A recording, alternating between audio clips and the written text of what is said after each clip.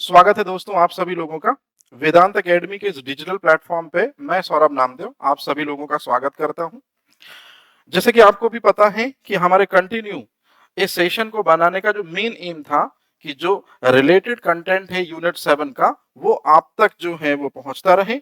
और सबसे इंपॉर्टेंट चीज आज जिस सेगमेंट पर हम बात करने वाले हैं वो सबसे ज्यादा पूछा जाने वाला टॉपिक है यूनिट 7 में, और उससे क्वेश्चन भी काफी हद तक बनते हैं।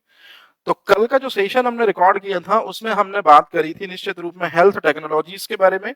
आज हमको जो चैप्टर पढ़ना है भारत के प्रमुख वैज्ञानिक अनुसंधान संस्थान major scientific institute in India, और major scientific institute in India में आज हम देखेंगे एटॉमिक एनर्जी से रिलेटेड किस तरह से इंक्रीमेंट इंडिया में हुआ है।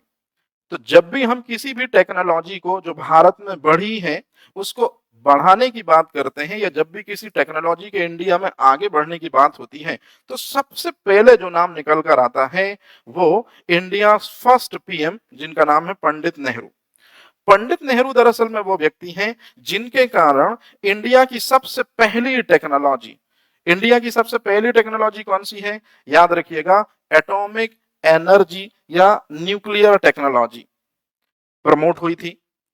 एटॉमिक एनर्जी टेक्नोलॉजी को प्रमोट करने के बाद डिफेंस टेक्नोलॉजी को भी स्ट्रॉन्ग करने में पंडित नेहरू ने इंपॉर्टेंट रोल प्ले किया था। और इस तरह से सबसे लास्ट में मतलब उनकी जब डेथ हुई उस समय पंडित नेहरू जो हैं वो स्पेस टेक्नोलॉजी को बेहतर बनाने के लिए इंडिया के साथ डॉक्टर विक्रम साराभाई के साथ काम कर रहे थे। तो कहने का सीधा सा मतलब है कि पंडित नेहरू का जो कंट्रीब्यूशन है वो इन तीन टेक्नोलॉजीज को प्रमोट करने का है इंडिया लेवल पर। एक बार फिर से जो मेन चीज है उसको मैं यदि बताऊं आपको तो सबसे पहले जो आप सामने स्क्रीन पर देख रहे हैं कि इंडिया की सबसे पहली टेक्नोलॉजी कौन सी है, तो इंडिया की सबसे पहली टेक्नोलॉजी है न्यूक्लियर टेक्नोलॉजी, जिसको हिंदी में कहते हैं परमाणु ऊर्जा प्रौद्योगिकी। अब परमाणु ऊर्जा प्रौद्योगिकी के अंतर्गत एटम बम और न्यूक्लियर रिएक्टर बनाने की मेन बातचीतें होती हैं। अगर हम बात करें न्यूक्लियर टेक्नोलॉजी की तो न्यूक्लियर टेक्नोलॉजी के प्रमोशन की जो रिस्पॉन्सिबिलिटी है आप देख रहे हैं एक आयोग के हवाले है जिसको कहते हैं परमाणु ऊर्जा आयोग, और एक विभाग के हवाले है जिसको कहते हैं परमाणु ऊर्जा विभाग। अब यहां से शुरू होते हैं आपके क्वेश्चन। सबसे पहला क्वेश्चन, यदि जब हम किसी टेक्नोलॉजी को पढ़ते हैं तो निश्चित रूप में उस टेक्नोलॉजी से रिलेटेड कमीशन और उस टेक्नोलॉजी से रिलेटेड डिपार्टमेंट के बारे में आपको इंफॉर्मेशन होनी जरूर चाहिए। तो यदि आपसे क्वेश्चन पूछा जाए कि परमाणु ऊर्जा आयोग कब बना था, याद रखिएगा 10 अगस्त 1948। तो 10 अगस्त 1948 को डॉक्टर भाभा के दिशा निर्देशन में परमाणु ऊर्जा, याद रखिएगा, आयोग की स्थापना की गई। मतलब एटॉमिक एनर्जी कमीशन के फर्स्ट चेयरमैन डॉक्टर भाभा बनते हैं, और इसी डेट से भारत के परमाणु ऊर्जा कार्यक्रम की विधिवत शुरुआत मानी जाती है। मतलब इंडिया ने एटॉमिक एनर्जी की फील्ड में रियल काम करना जो स्टार्ट किया है वो इसी पर्टिकुलर डेट से 10 अगस्त से, जो कि जिसी दिन डॉक्टर भाभा ने एटॉमिक एनर्जी कमीशन के फर्स्ट चेयरमैनशिप के रूप में फंक्शन करना स्टार्ट किया था। उसके जस्ट बाद 6 साल लग जाते हैं और साल बनता है 1954।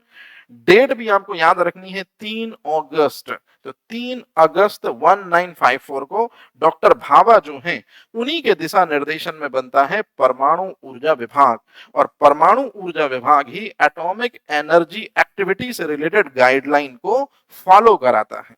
तो यदि कभी आपसे पूछा जाए कि 3 अगस्त 1954 को किस चीज की एस्टेब्लिशमेंट हुई थी, परमाणु ऊर्जा विभाग की स्थापना हुई थी। इसके बाद हम चलते हैं दूसरी टेक्नोलॉजी जो पंडित नेहरू के कारण ही ड्रॉ हुई, लेकिन इसमें जो मेन पर्सन है याद रखिएगा वो है दौलत सिंह कोठारी। तो डीएस कोठारी या दौलत सिंह कोठारी वो नायाब हीरा थे जिनके कारण पंडित नेहरू ने मिलकर डिफेंस टेक्नोलॉजी को इंडिया में स्टार्टअप किया और एक ऑर्गेनाइजेशन बनाई जिसे आप बहुत अच्छे से जानते हैं, डीआरडीओ। तो डीआरडीओ की स्टैब्लिशमेंट निश्चित रूप में डिफेंस टेक्नोलॉजी के अंतर्गत हुई है। और डीआरडीओ जो है, याद रखिएगा, ये बनता है 1958 में, लेकिन रक्षा विभाग जो है वो लगभग 20 साल पहले ही बन चुका है। हालांकि इस समय हम ब्रिटिशर्स के क्या थे, गुलाम थे। दरअसल गुलाम ना कहकर हम बोले कि उपनिवेश थे, कॉलोनी थे, वो ज्यादा बेहतर होगा। तो पंडित नेहरू के कारण पहली टेक्नोलॉजी इंडिया को जो मिली, नाम है न्यूक्लियर टेक्नोलॉजी। दूसरी टेक्नोलॉजी भी, डिफेंस टेक्नोलॉजी भी पंडित नेहरू के कारण मिली। और तीसरी जो टेक्नोलॉजी है, जो इस समय इसरो इंस्टीट्यूट के जरिए माइलस्टोन स्थापित कर रही है, जिसको हम कहते हैं स्पेस टेक्नोलॉजी। तो स्पेस टेक्नोलॉजी जो है, इसकी नींव रखने वाले या इसका फाउंडेशन रखने वाले यदि कोई पर्सन है, तो उन्हें हम निश्चित रूप में डॉक्टर पंडित जवाहरलाल नेहरू के नाम से जानते हैं। डिस्कवरी ऑफ इंडिया में पंडित नेहरू लिखते हैं कि मैं चाहता हूं कि भारत टेक्नोलॉजी के क्षेत्र में बिल्कुल उसी तरह से आगे बढ़े जिस तरह से विकसित देश आगे बढ़ते हैं। इसीलिए पंडित नेहरू हमेशा मॉडर्नाइजेशन को ही इंडिया में लाना चाहते थे, जबकि इसके विपरीत जो गांधी जी हैं, वो रूरल इंडिया में रियल इंडिया तलाशना चाहते थे। तो इसी तरह से स्पेस टेक्नोलॉजी को भी आगे बढ़ाने की जो रिस्पॉन्सिबिलिटी है, वो पंडित नेहरू ने अपने कंधे पर ली। और जिस नायाब हीरे को खोज निकाला, जो उनके ना रहने के बाद भी आगे इस टेक्नोलॉजी को लगातार बढ़ाएगा, वो कोई और नहीं बल्कि स्पेस प्रोग्राम के फादर थे, जिनका नाम है डॉक्टर विक्रम साराभाई। तो डॉक्टर विक्रम साराभाई की मदद से पंडित नेहरू ने स्पेस टेक्नोलॉजी की स्टार्टिंग करी। और स्पेस टेक्नोलॉजी की स्टार्टिंग में आपने शायद सुना होगा, सबसे पहले इनकोस्पार की स्थापना हुई। और इनकोस्पार, जिसको कहते हैं भारतीय राष्ट्रीय अंतरिक्ष अनुसंधान समिति, तो इनकोस्पार जो है, याद रखिएगा, वो बनता है 1962 में। इसी दौरान पंडित नेहरू की डेथ हो जाएगी। कुछ समय बाद, मतलब आफ्टर 7 ईयर, 7 साल बाद, यही इनकोस्पार एक ऑर्गेनाइजेशन के रूप में तब्दील हो जाएगा और इसे ही कहते हैं हम इसरो। तो इसरो दरअसल में वो ऑर्गेनाइजेशन है जो वर्तमान समय में स्पेस टेक्नोलॉजी को लगातार कंटिन्यूअस आगे बढ़ा रहा है। अब मेरी बात बड़े ध्यान से सुनिएगा। आज के समय पे स्पेस टेक्नोलॉजी को किन से गाइडलाइन जारी होती है, वो गाइडलाइन को जारी करने वाली जो संस्था है, ऑर्गेनाइजेशन है, वो कौन सी है? तो नो डाउट स्पेस टेक्नोलॉजी आज जो प्रमोट हो रही है, वो इंस्टीट्यूट इसरो के कारण। लेकिन इसरो को भी जो गाइडलाइन मिलती है, वो मिलती है डिपार्टमेंट ऑफ स्पेस के कारण। तो डिपार्टमेंट ऑफ स्पेस कब बना था? 1972 में बना था।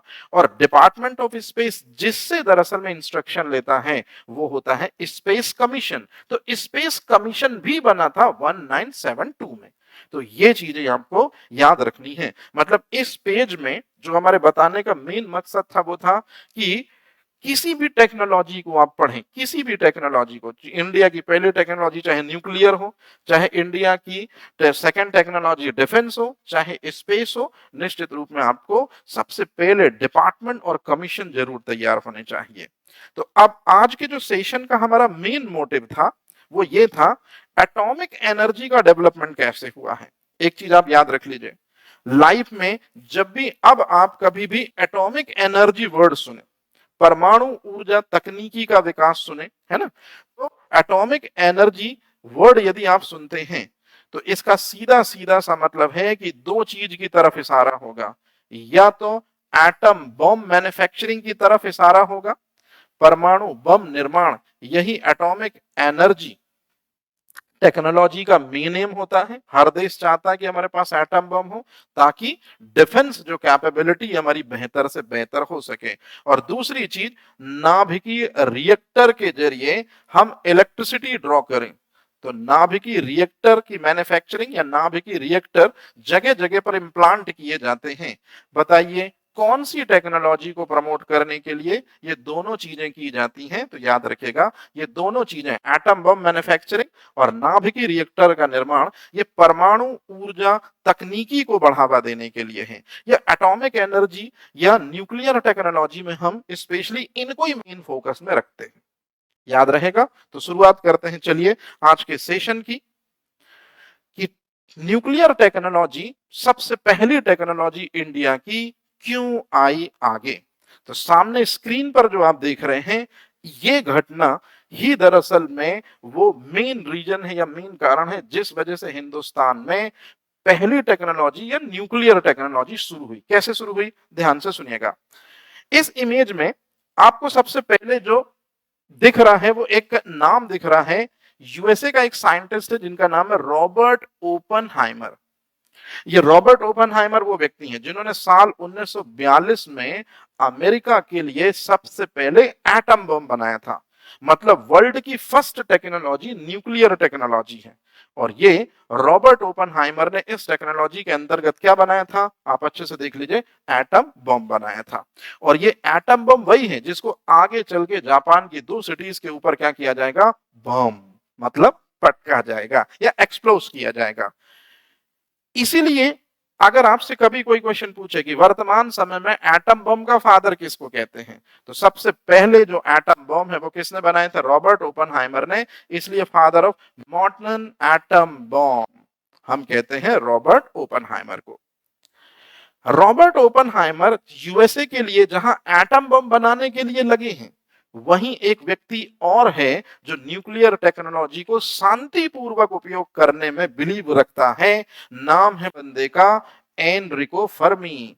एनरिको फर्मी ने उसी साल 1942 में दुनिया को पहला न्यूक्लियर रिएक्टर बना कर दिया जिसका नाम है शिकागो पाइल 1। और शिकागो पाइल 1 जो न्यूक्लियर रिएक्टर है, इसको एनरिको फर्मी ने यूएसए में लगाया था।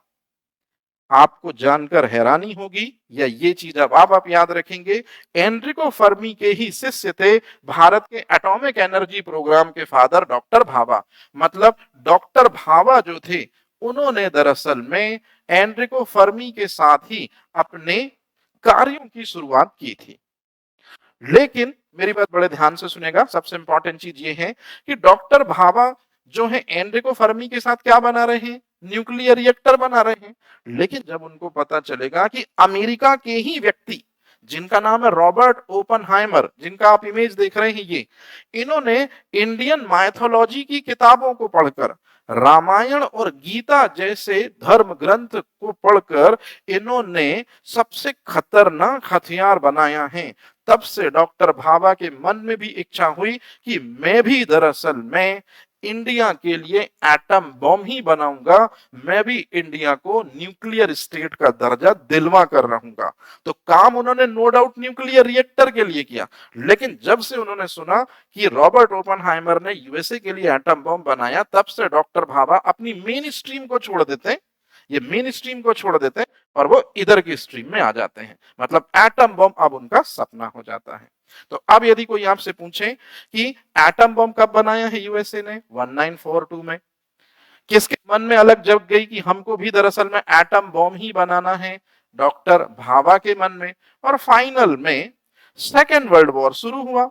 सेकेंड वर्ल्ड वॉर शुरू हुआ तो जर्मनी और जापान ने, आपको भी पता है कि यूएसए, यूएसएसआर, ब्रिटेन, इनकी बहुत बुरी तरह से बैंड बजाई। फाइनल में अमेरिका को अपने एटम बम जो रॉबर्ट ओपर ने बनाए थे उन्हें टेस्ट करना पड़ा। और टेस्ट करने के लिए जगह चुनी गई न्यू मैक्सिको।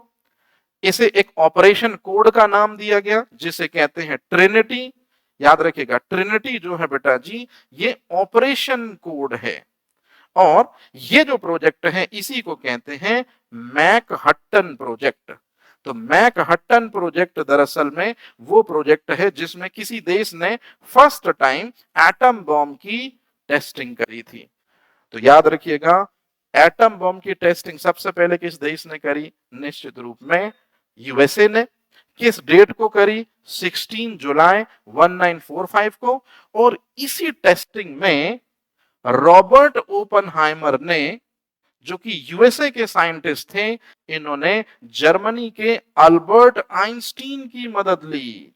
तो अल्बर्ट आइंस्टीन जो कि जर्मन व्यक्ति थे, याद रखिएगा, और रॉबर्ट ओपनहाइमर यूएसए के व्यक्ति थे और सेकेंड वर्ल्ड वॉर में इन दोनों देशों के बीच में कॉन्फ्लिक्ट था। तो ऐसी क्या वजह थी जिस वजह से जर्मनी के अल्बर्ट आइंस्टीन ने साथ दिया यूएसए का एटम बम की टेस्टिंग के लिए? ये सभी बातें आपको मिलेंगी यदि आप ज्वाइन करते हैं वेदांत एकेडमी के कोर्सेस, जो ऑफलाइन में हमेशा से ही बेहतर सेवाएं आपको देते आ रहे हैं और अब ऑफलाइन के साथ साथ में ऑनलाइन में भी निश्चित रूप में आपको बेहतर से बेहतर और वही फेस दिया जाए, वही करंट दिया जाए, वही स्टडी दी जाए जो कि ऑफलाइन में थी। अब ऑनलाइन में भी इसके आने का मेन मकसद यही है। तो ज्यादा से ज्यादा संख्या में आप लोग ऐप को डाउनलोड करें और जो भी रिस्पेक्टेबल इंफॉर्मेशन आती है इंस्टीट्यूट की ओर से निश्चित रूप में उसका ज्यादा से ज्यादा लाभ लें। एटम बम की टेस्टिंग याद रखिए जुलाई में की है और बस कुछ ही दिन होते हैं, शायद वो डे आपको बिल्कुल याद होंगे, 6 अगस्त 1945।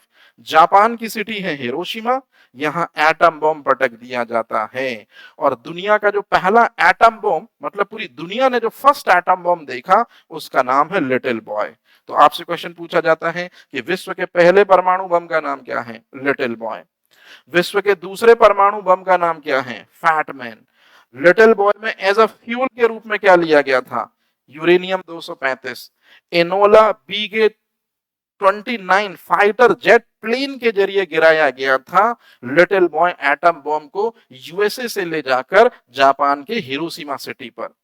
और फैटमैन एटम बम जिसमें एज अ फ्यूल के रूप में था प्लूटोनियम 239, उसे बॉक्सस्टार फाइटर जेट के जरिए गिराया गया था निश्चित रूप में नागासाकी के ऊपर। और इन्हीं दो एटम बम के कारण सेकेंड वर्ल्ड वॉर एंड हुआ। और सेकेंड वर्ल्ड वॉर एंड हुआ मतलब कहने का है न्यूक्लियर टेक्नोलॉजी की वजह से सेकेंड वर्ल्ड वॉर एंड हुआ है, क्योंकि एटम बम किस टेक्नोलॉजी का पार्ट है? डिफेंस का पार्ट नहीं है, ये न्यूक्लियर टेक्नोलॉजी का पार्ट है। ये सारी घटनाएं जो हैं ये इंटरनेशनल मंच पर हो रही हैं। याद रखिएगा ये सारी घटना इंटरनेशनल मंच पर हुई। इन घटनाओं ने डॉक्टर भाभा को प्रेरित किया। सबसे पहला वो पारसी व्यक्ति जो मुंबई में पला बढ़ा, उसके मन में आया कि वर्ल्ड की जो फर्स्ट टेक्नोलॉजी है न्यूक्लियर टेक्नोलॉजी, क्यों ना इस टेक्नोलॉजी को इंडिया के लिए मैं अडॉप्ट करूं। क्यों? क्योंकि साल 1940 अगस्त प्रस्ताव लॉर्ड लिनलिथ ने कहा, आश्वासन दिया इंडिया को कि कॉन्स्टिट्यूशन असेंबली बनेगी, कॉन्स्टिट्यूशन बनेगा, लेकिन ओरली स्टेटमेंट। 1942 में क्रिप्स मिशन आता है, उसने भी बात बोली ओरली कि इंडिया के लिए कॉन्स्टिट्यूशन असेंबली बनेगी, इंडिया को फ्री कर दिया जाएगा। मतलब 1940 अगस्त प्रस्ताव, 1942 क्रिप्स मिशन से ये चीज क्लियर होने लगी, इंडियन लोगों को ये चीज समझ में आने लगी, बड़े बड़े राजनेताओं को, डॉक्टर भाभा जैसे बुद्धिजीवियों को ये चीज एकदम क्लियर होने लगी कि इंडिया कुछ ही समय में फ्री हो जाएगा। लेकिन इंडिया जब कुछ ही समय में फ्री हो जाएगा तो ऐसा ना हो कि कहीं यूएसए और यूएसएसआर के हाथ की कठपुतली बनकर रह जाए, इसलिए इंडिया को सेल्फ न्यूक्लियर पावर होना होगा। बस यहीं से डॉक्टर भाभा ने क्या किया, इंडिया के न्यूक्लियर एनर्जी प्रोग्राम का खाका खींचना शुरू किया। तो आज के सेशन का हमारा मेन एम इसे पढ़ना कि भारत में न्यूक्लियर टेक्नोलॉजी का प्रमोशन कैसे हुआ, भारत में जो परमाणु ऊर्जा तकनीकी है वो कैसे आगे बढ़ती है। तो याद रखिएगा, शुरुआत करते हैं अब हम यहां से। आज के जितने भी आप नेक्स्ट 2 स्लाइडें देखेंगे, जैसे पहली स्लाइड ये देखेंगे, दूसरी स्लाइड ये देखेंगे, ये आपके पूरे प्रीलिम्स के मैंने क्या कर दिए हैं, फैक्ट लिख के रख दिए हैं। आपको इनको बहुत अच्छे से याद करना है। मैं एक एक पॉइंट समझाता चल रहा हूं, प्लीज इसको समझ लीजिएगा। और फिर इनके बारे में ज्यादा डिटेल यदि आपको चाहिए तो वेदांत एकेडमी का आप ऐप डाउनलोड कर लीजिए, उसमें इस तरह की क्लासेस आपको बीच बीच में बराबर मिलती रहेंगी। तो चलिए शुरुआत करते हैं सबसे पहले कि एटॉमिक एनर्जी की फील्ड में सबसे पहला काम क्या हुआ है। और जो एटॉमिक एनर्जी की फील्ड है, मतलब जो नाभिकी ऊर्जा जिसको हम परमाणु ऊर्जा तकनीकी कहते हैं, याद रखिए ये इंडिया की फर्स्ट टेक्नोलॉजी है। तो फर्स्ट टेक्नोलॉजी को कौन बढ़ा रहा है आगे? नाम है डॉक्टर भाभा। तो डॉक्टर भाभा ने क्या किया है, अच्छे से देख लीजिए। डॉक्टर भाभा ने क्या किया, एक इंस्टीट्यूट बनाने के लिए, क्योंकि ये बात उस समय की है 1942 में, जब एटम बम रॉबर्ट ओपनहाइमर के दिशा निर्देशन में बना, तो डॉक्टर भाभा ने कहा कि इंडिया भी कुछ समय बाद फ्री हो जाएगा, तो हमको भी ये टेक्नोलॉजी चाहिए। लेकिन टेक्नोलॉजी चाहिए तो टेक्नोलॉजी तब आएगी जब आपके पास में जगह होगी जहां आप एटम बम मैन्युफैक्चर करोगे। आपके पास में पैसा होना चाहिए, क्योंकि एटम बम बनाने के लिए साइक्लोट्रॉन लगता है, यूरेनियम 235 लगता है, बहुत सारा चीजें लगती हैं। तो इसीलिए उन्होंने टाटा इंस्टीट्यूट के तत्कालीन जो मालिक हैं सर दोराबजी टाटा, याद रखिएगा, सर दोराबजी टाटा को डॉक्टर भाभा ने एक चिट्ठी लिखी। तो सर दोराबजी टाटा जो हैं, इनको चिट्ठी लिखी थी साल 1944 में। किसने चिट्ठी लिखी? डॉक्टर भाभा ने। और डॉक्टर भाभा का जो कहना था कि इंडिया को मेरे को न्यूक्लियर पावर बनाना है, इसलिए आप मेरी मदद कीजिए। इस चिट्ठी को तत्काल पास कर दिया गया और 1 जून 1945 को सर दोराबजी टाटा ने गिफ्ट दिया इंडिया को और डॉक्टर भाभा को कि लीजिए, Tata institute of fundamental research मैंने बना दिया है मुंबई में कोलाबा के किनारे, आप यहां जाइए और न्यूक्लियर टेक्नोलॉजी पर क्या करिए, रिसर्च कीजिए। तो यदि आपसे कोई पूछे कि न्यूक्लियर टेक्नोलॉजी से रिलेटेड पहला इंस्टीट्यूट कौन सा है भारत में, तो वो है TIFR। आगे यदि हम चलते हैं तो 1947, उससे पहले 1946 में कैबिनेट मिशन भारत आएगा, आधिकारिक रूप से घोषणा कर देगा कि इंडिया को कुछ ही समय में हम स्वतंत्र कर देंगे। कॉन्स्टिट्यूशन असेंबली बनाने की बात कर दी, चुनाव भी होने शुरू हो गए। कुछ समय बाद इंडिया को 47 में फ्री भी कर दिया गया। तो जैसे ही 47 में इंडिया को फ्री कर दिया गया, राजनेताओं को यह समझ में आने लगा कि इंडिया जो है अब फ्री नेशन हो गया है, और निश्चित रूप में फ्री नेशन हो गया तो अब इंडिया को अपने तरीके से आगे बढ़ना चाहिए। इसलिए पंडित नेहरू ने रिस्पॉन्सिबिलिटी ली और आजादी के 1 साल बाद संसद में 15 अप्रैल 1948 को, याद रखिएगा, 15 अप्रैल 1948 को संसद में पंडित नेहरू ने डॉक्टर भाभा के साथ मिलकर एक पॉलिसी अनाउंस करी, जिसको कहते हैं परमाणु ऊर्जा अधिनियम या परमाणु ऊर्जा पॉलिसी, जिसको इंग्लिश में कहते हैं एटॉमिक एनर्जी एक्ट। और ये एटॉमिक एनर्जी एक्ट के कारण ही 10 अगस्त 1948 को हिंदुस्तान में परमाणु ऊर्जा आयोग बना। और परमाणु ऊर्जा आयोग बनने के 6 साल बाद, तो परमाणु ऊर्जा आयोग बनने के 6 साल बाद, मतलब साल 1954 में, लेकिन महीना अगस्त का ही है। कितना अगस्त है? 3 अगस्त को बना वो चीज जो एटॉमिक एनर्जी से रिलेटेड एक्टिविटी को गाइडलाइन देगा, मतलब परमाणु ऊर्जा विभाग। तो परमाणु ऊर्जा विभाग कब बना? 54 में, 3 अगस्त को। परमाणु ऊर्जा आयोग कब बना? 10 अगस्त 1948 को। और सबसे इंपॉर्टेंट चीज, इसी पर्टिकुलर डेट से भारत के परमाणु ऊर्जा कार्यक्रम की विधिवत शुरुआत मानी जाती है, क्योंकि फर्स्ट चेयरमैन परमाणु ऊर्जा आयोग के जो बने थे उनका नाम है डॉक्टर भाभा। तो डॉक्टर भाभा की चेयरमैनशिप में ही एटॉमिक एनर्जी कमीशन बना और बाद में एटॉमिक एनर्जी डिपार्टमेंट भी बनेगा। अब उससे भी इंपॉर्टेंट चीज, डिपार्टमेंट बनने से कुछ महीने पहले 3 अगस्त 1954 में परमाणु ऊर्जा संस्थान बनता है। और ये परमाणु ऊर्जा संस्थान मतलब एटॉमिक एनर्जी इंस्टीट्यूट जो है, ये मुंबई के ट्रॉम्बे में बनता है।